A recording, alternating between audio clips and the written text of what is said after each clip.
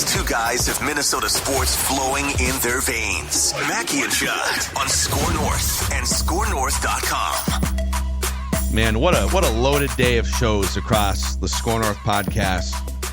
Got like four episodes of Purple Daily shows, a scoop session here, a Reckless Speculation Thursday with our guy Darren Doogie Wolfson. This is it. Happy Reckless Speculation Thursday. Although, Phil, I'm not sure it's all that much of a happy Thursday. So I hop in the car this morning. Oh, boy. Sirius Satellite Radio, Channel 17. Yacht Rock Radio. Yeah. It's gone. And I think they spoiled me. It's seasonal. It goes away. Oh, I seasonal. know. I didn't know that. But it's September Christmas is coming. 19th. Christmas. In years past, correct me if I'm wrong. If I'm misspeaking, let me know. But in years past, it was like the day or two after Labor Day. Oh, so you thought it was going to continue? I thought, yeah, why not? Like, what's the point in having it being I don't get it. Jugs, and now it's too I'm bad. I'm a little bummed. It's too bad because it's not going to be back for several months. So we got such a long way to go till it comes back. You won't be sailing. It's a good Thursday. It's not a great Thursday because of that note. If that's your biggest problem, your life's pretty damn I know. good right now. No, I've got bigger problems, trust me. If you want, dude, I'll share you. The I got health insurance in this country is a train wreck. Don't get me going. We don't need to scoop on that. Train No reckless speculation there. We don't need to scoop on that. Not No, thank you. I'll share a couple views, Spotify Yacht Rock playlists with you, Duke. So, okay, let's start Vikings here. Vikings are 2-0. Vibe check with the Vikings. I think the world is sort of shocked at the way that they've wound up 2-0, beating the Niners. What is your sense about how the building and people within the organization and players, et cetera, feel about the 2-0 start? Well, I mean, I think things shifted after you beat a really good Niners team on Sunday. Now, hey, there are people, not necessarily in Egan, but people like Chris Collinsworth, who was on Dan Patrick this morning, suggesting he really doesn't pay a whole lot of attention until October. Yeah, Just lack of reps in the preseason, just September doesn't mean a whole lot. But I can tell you the vibes from inside TCO Performance Center are really, really strong. When you dominate for long stretches like they did against a team that is still going to finish very, very high in the standings. Like the Niners are going to win, to me, a lot more games than they lose. And I get it. They'll miss Debo. They'll miss McCaffrey. I understand it. Injuries can derail things quickly. Just look at the L.A. Rams, okay? But the Niners are going to win a lot of games. A lot of people in Egan feel like the Niners are one of, if not the best team in the NFC. So when you dominate the way they did, yes, a lot of people are excited. I won't necessarily say, Phil, like I'm sensing like expectations are now raised that much higher. I think expectations were always pretty darn high. So I would say Sunday just validates those thoughts going back multiple weeks. And it's not just the Vikings won, it's how they won. It's physical. Like they came out and they beat San Fran at their own game. I also think, though, it's weird. So I get the Darnold doubting, right? Makes perfect sense. Career's been a train wreck until now. So I get that part of it. For the life of me, what I don't understand, and I won't ever get this, is the doubting of the defense. Now, it's been awesome. It's been great. But I don't think anyone who watched this team and saw what B-Flow got from a defense, which really didn't have the right personnel last year with all the ads, thought, you know what, they're not going to be as good. That's the one thing. The Darnold stuff, you know what, you might be right. Those folks might be right. National, he might fall on his face. I don't know. But the defense one is so it confuses me about the 6.5 win total, Dukes, because if you watched Brian Flores, if you watched this team, it never made any sense to think that this defense was going to be anything but improved. Yes, I mean, even going back to May, Jed, I can point to any number of conversations with Cam Bynum, Josh Metellus, Harrison Smith. Like, to a man, these guys were convinced year 2 in this flow defense was going to be better. We can debate whether significantly better, but certainly better. And it was a middle-of-the-pack defense last year. Upper half of the league, points given up. Yep. Bottom half, but not way bottom half, yards given up. turnovers created. Certainly, I mean, I've had a number of conversations with Josh particularly about yards given up, turnovers created, that he thought, hey, like undoubtedly, they were going to leap up pretty high in those two areas. Certainly also points given up. Instead of being 13th, that they can climb to, somewhere in that, 7 to 10-ish type range. Also, by the way, I think there is something to be said about Darnold facing this defense all summer, also getting 2 days of facing a really good Cleveland Browns defense. But yes, I mean, we've touched on this, Judd. I know. I thought in many ways the identity, yes, okay, they want the identity to be, that of a more physical team. But I just thought like this team was going to go as far as the defense, not the offense, can take it. That's why I was always confident they would go over 6.5. I wasn't sure if they could get the double-digit victory, so I'm recalibrating some of my thoughts in that regard. Also looking not just at,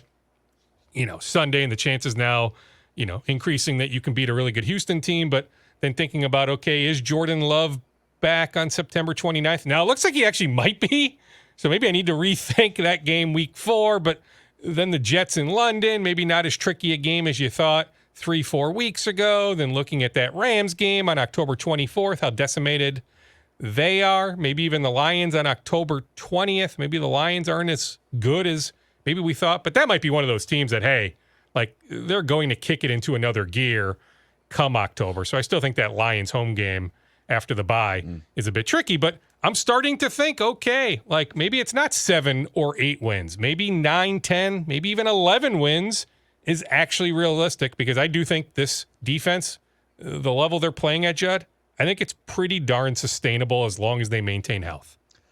Gentlemen, let's speculate recklessly here, if we may. Reckless speculation. So after 2 weeks, and again, I get it, it's been 2 weeks and you got a full season to play out here, small sample size, but Sam Darnold has the 4th highest PFF grade. He has the 4th highest QBR. He's 5th in expected points added among quarterbacks, 5th in traditional passer rating, 3rd in yards per attempt, 2nd in big-time throw rate.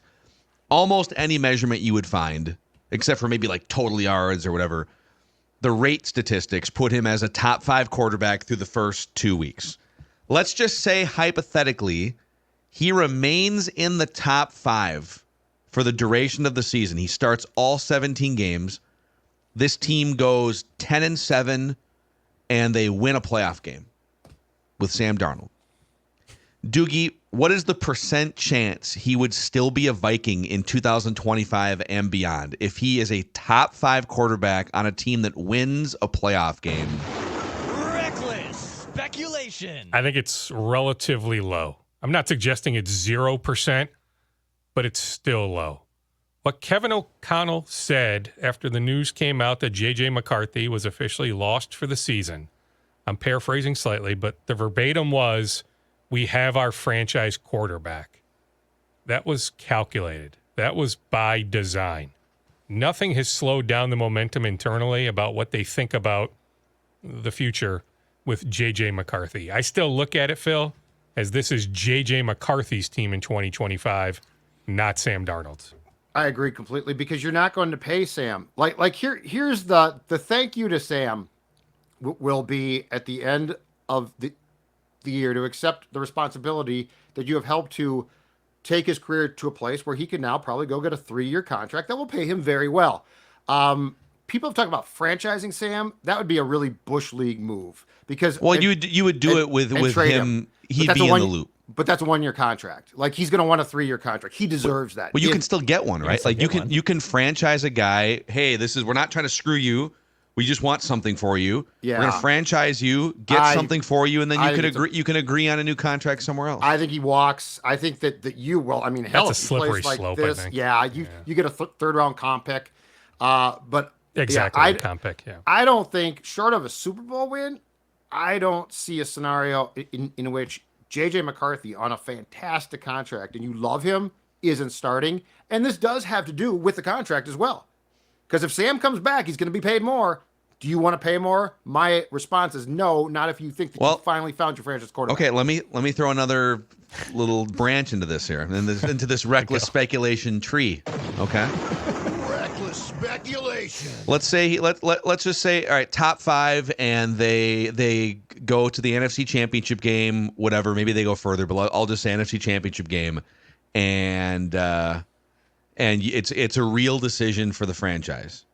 How much could you get if you traded J.J. McCarthy going into his second season, having not taken the car out of the garage yet?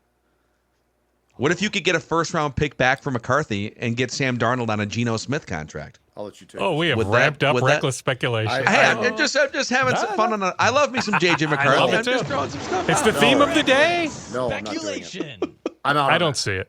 I don't. I mean, I'm looking at the terms of the Baker Mayfield contract. 3 years, $100 million, worth up Steal. to $115 in incentives. It's a steal. If Sam has the year that you just laid out, Phil, aren't his agents, powerful agents, by the way, some real power brokers in the NFL, aren't they chasing something comparable?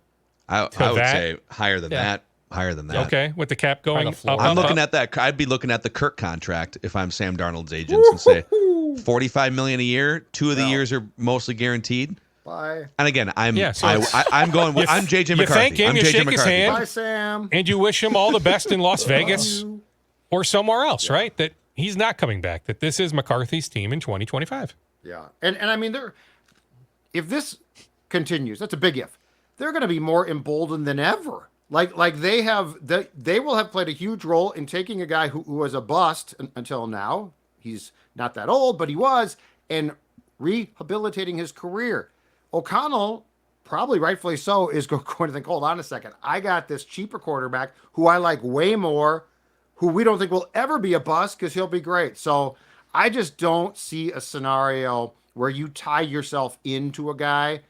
And there's, you know what, guys? There's not a guarantee that, like, if Sam has one good year, that leads to 2 for sure. I just think McCarthy is the future and the face of this franchise, even with Justin Jefferson here going forward.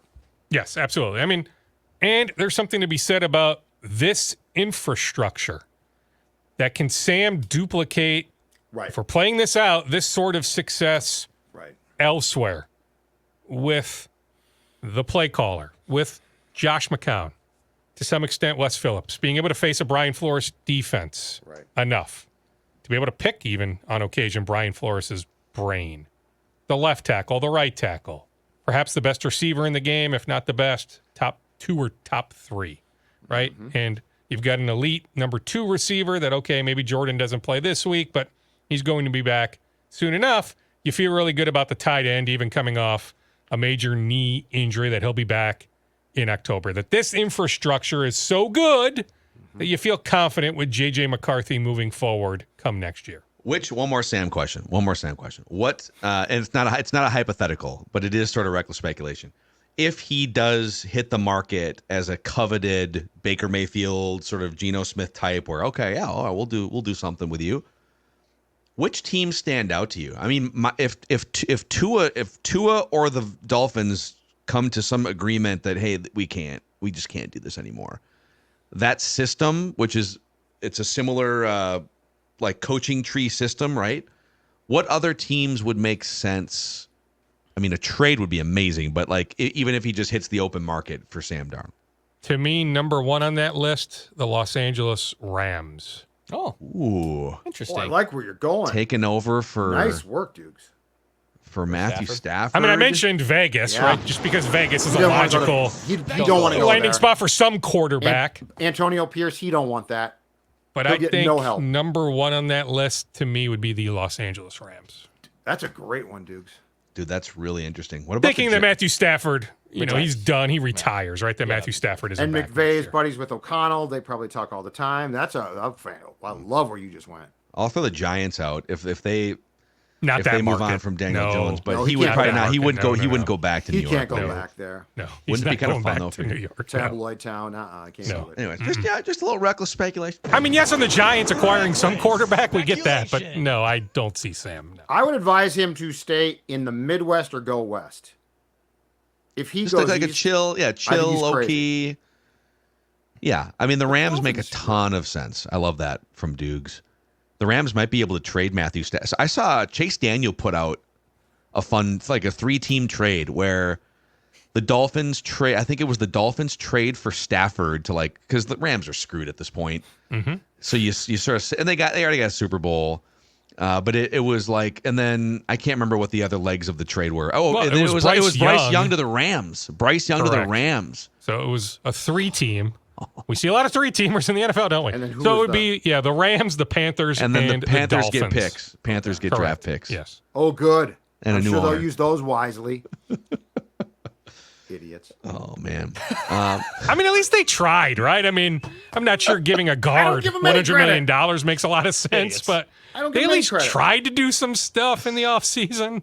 They gave the Bears. They gifted the Bears. Oh, I know. They're idiots. I'm not making excuses for that. I'm just saying they tried to do some stuff, right? Deontay Johnson. Yeah, well, I try too, but I don't always trying to succeed. fix the offensive line. Yeah. How about this? Speaking of the Bears, Jeremiah Searles just texted me this tweet from somebody that apparently, so James Odunze is Rome Odunze's father, and he is sharing all 22 clips of his son being wide open and Caleb Williams missing him. I love dads. Moms and dads are the greatest. We're week 2 and going into week 3, and the Bears already have the parents of high-profile young receivers calling out the quarterback for being. When is the coaching change? Oh. At this current rate, when does Eberflus get blown out? We got to check. Who is the next head coach in Chicago? Do they make a call to USC to Lincoln Riley? They probably should have hired Kingsbury? Harbaugh. They should have hired Harbaugh when they had a chance. Mm-hmm.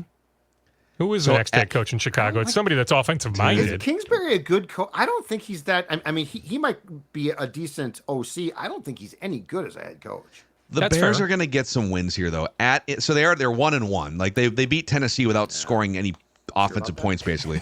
Sure about that? Dude, they beat Tennessee. They scored 24 points on Tennessee without moving the football. Like they're going to find at Indianapolis, home against a depleted Rams team, home against Carolina, home against or London against Jacksonville, and then they get Washington off a bye. They're going to win 2 or 3. Yeah, of and those it's not like games, they were far off on Sunday Night Football in Houston. And hey, we can knock Caleb Williams. Hey, I trust Odunze's father, right? That his son is open and Caleb just isn't finding him. But J.J. McCarthy has as many touchdown passes as these 3 rookie quarterbacks starting. Bo Nix, Jaden Daniels, Caleb Williams. Yeah. Phil, maybe it's just a weird 2-week mini trend here, but passing touchdowns across the league are way down. It's not Caleb's touchdown passes, though, Dukes. If you watch him play, it's how it's missing he looks. open receivers. He's making his college throws and can't, for the life of him, understand why they're being picked off. That's my problem. Nothing to do with touchdowns. How often was he pressured on Sunday night? A lot. I mean, the offensive line is not playing well. It's not great, Bob. It's not great infrastructure for him. And also, Keenan Allen was down in week 2. But it's just the Eberflus thing. It's funny that everyone's now like, I don't know about this Eberflus guy. I'm sorry. It was a mistake to not start over at coach a year ago. And here we go. They're going to wind up doing the same thing they do, which is bring in a quarterback, have the wrong coach, fire him. And it's hilarious to watch from a Vikings fan standpoint. They continue to fumble these quarterbacks. Dukes, before we get to the rest of your scoop bag here, I do want to point out to the audience that there's only 2 weekends left for the Minnesota Renaissance Festival, and we are giving away tickets in the Score North app, a 4-pack of tickets to the Minnesota Renaissance Festival. Just open the Score North app. It's free, listener rewards, and you can register to win and get out to that Renaissance Festival sometime in the next couple weeks. What else is left in the Vikings portion of your scoop bag? Otherwise, we're happy to go to other areas of the scoop bag.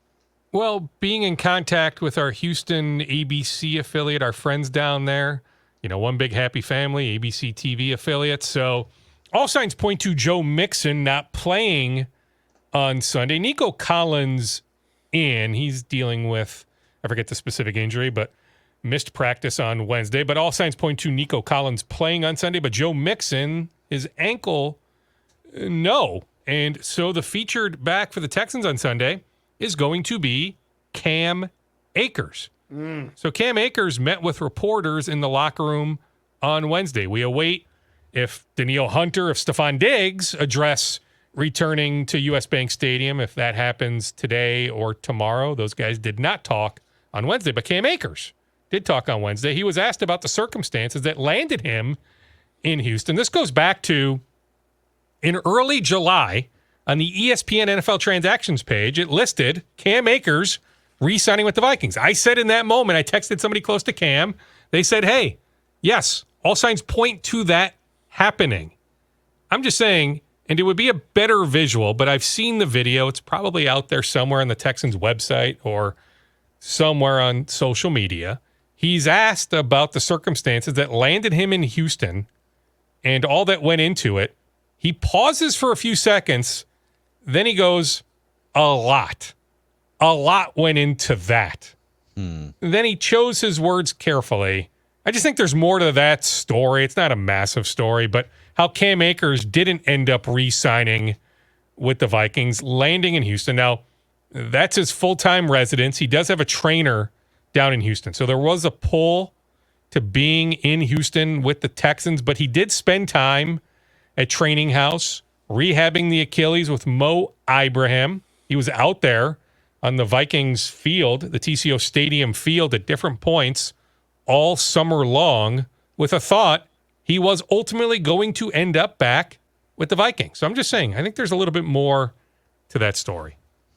That's pretty interesting. So, because the only theory I had was the transaction appeared, and then there was something about the Achilles that scared the Vikings off. Like, that's the only thing. Because I think the relationship between the two sides, as far as I know, was very good. Yes. So I got to think it came down to health. In the Vikings' defense, too.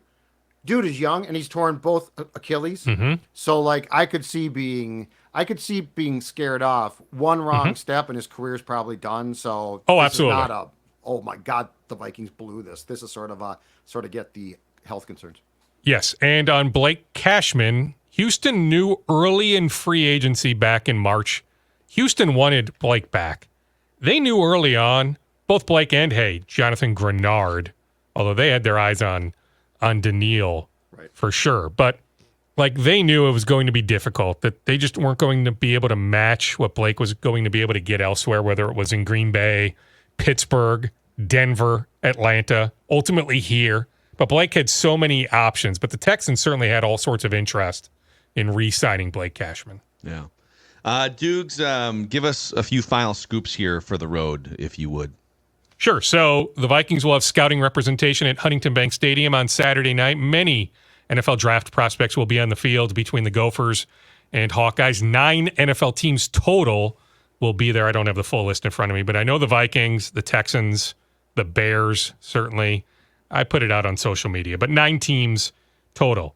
On the Timberwolves, we have the start date for arbitration. Sportico, the first to be on top of this, but I can certainly confirm it, November 4th. Monday, November 4th. Think about the importance of that week. Monday, November 4th, the start of arbitration. Tuesday, November 5th, NFL trade deadline. And, oh, by the way, the election.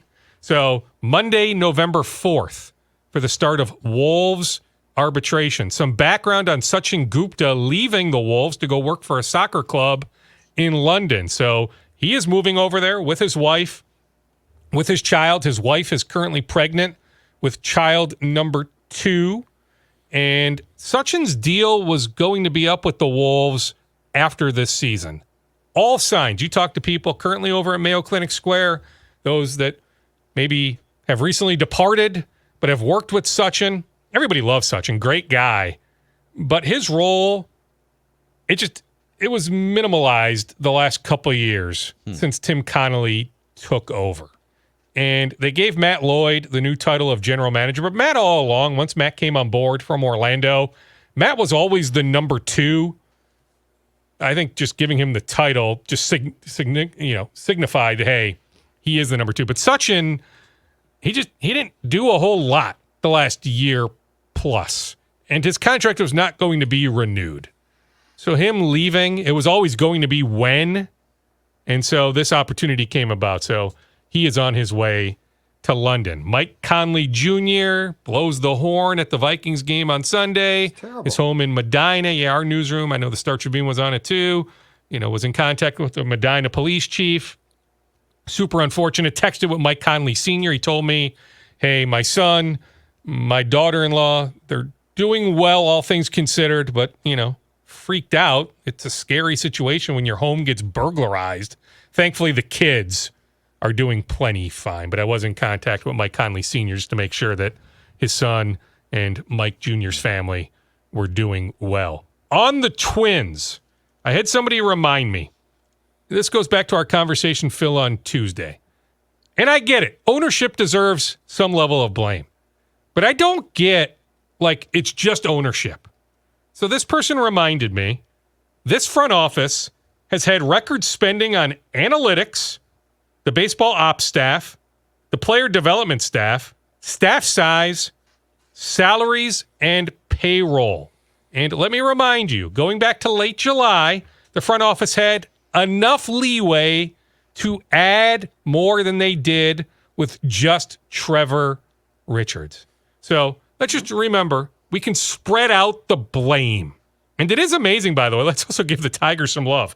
So on the morning of August 11th, the Tigers were 55 and 63. Wow. Here on the morning of September 19th, the Tigers are now 80 and 73. Only 10 losses since August 11th. A.J. Hinch. Just a reminder, A.J. Hinch, one heck of a manager. We should also remind folks, though, the Twins have the tiebreaker. So, yes, you look at the standings, you see the Tigers are only a half game back of the Twins. It's really a game and a half. The Twins won the season series 7 games to 6. A random win in April is the difference maker if the two teams finish tied. Yeah. Man, so much going on at Target Field right now. Darren Doogie. You want a couple Wilson. more notes? I'm just looking at my scribble here. Bob Motzko was at Dunkers on Tuesday, the Gophers men's hockey head coach. My God, like, he said his team really doesn't have a weakness. Like, it's truly national championship or bust if they can maintain health come April. Ben Ross, one of the Twins prospects heading to the Arizona Fall League, 5th round draft pick in 2022. He was most recently the shortstop at Double-A Wichita. Dawson Garcia of the Gophers men's basketball team, just about fully cleared, coming off the foot surgery this summer. The only thing he isn't doing right now is live contact. I was at Link's shoot-around this morning, spoke with Maisha Hines-Allen, spoke with Alana Smith. They're jacked up. I mean, this team, it was further confirmation. You win in New York on Sunday. You win in Connecticut on Tuesday. This team is fully capable of winning another WNBA championship. Darren Doogie Wolfson from the 5 Eyewitness News Sports Department. Great session here, boys. Great session. All right, boys. Appreciate the flexibility. Week, Thank you. Oh, dude.